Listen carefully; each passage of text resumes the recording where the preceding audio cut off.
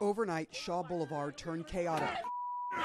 Police using pepper spray on the crowd of protesters as a tense standoff quickly escalates. A large knife came flying out of the crowd. Move back that way. Police say they were asking the crowd of protesters to disperse around midnight when this knife here on the ground was hurled towards the officers, hitting one of them in the shoulder. It just shows how the emotions and how quickly this situation can turn. Protesters also smashing the windows of a police car.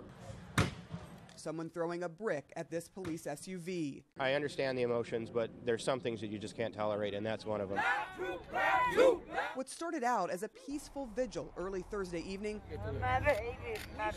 later reignited anger over the killing of black teenager Vonderrit Myers, shot by a white off-duty St. Louis police officer working a security job. Police say Myers was no stranger to them. Myers pictured here for a gun charge back in June. An autopsy revealed the 18-year-old was shot 7 or 8 times, the fatal wound a gunshot to his right cheek. This is what democracy looks like. A call for justice reminiscent of the outrage over unarmed teenager Michael Brown's shooting only 2 months ago.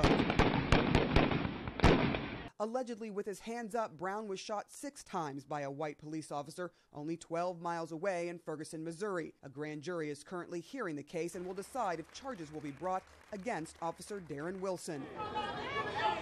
But this most recent shooting may be different. Police say Myers fired a 9mm pistol 3 times at the officer.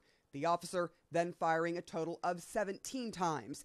The weapon recovered at the scene. Myers' family members insist, though, that the teenager was unarmed and holding a sandwich at the time. He had a right to have a life just like anyone else. And some people are building their own narrative, expressing distrust of the St. Louis Police Department.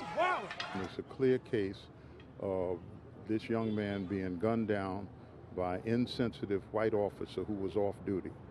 He chased him off a corner. No peace. Protesters pushing the limit with police and burning the American flag. In this divided community, racial tensions and nerves on edge again.